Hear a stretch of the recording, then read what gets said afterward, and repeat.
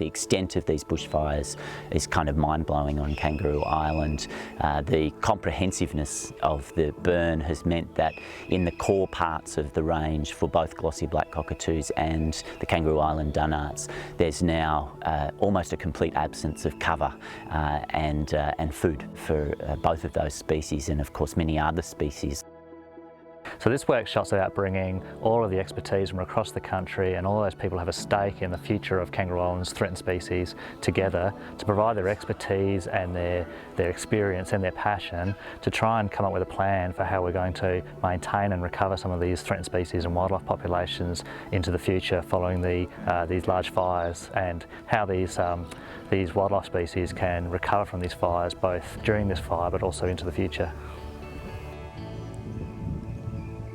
And we're really grateful for all of the experts that have come from such a long way to come to Kangaroo Island and help us with this. So this information will be used in recovery planning and in the kind of actions that we put in place.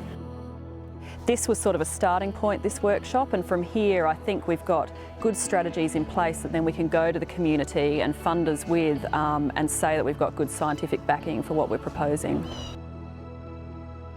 There's a long road to recovery for the island and the island's wildlife. The Australian Government's really proud to support this workshop and chart that path to recovery, to understand the impacts and to discuss what measures we need to put in place to help the island's wildlife recover from these fires.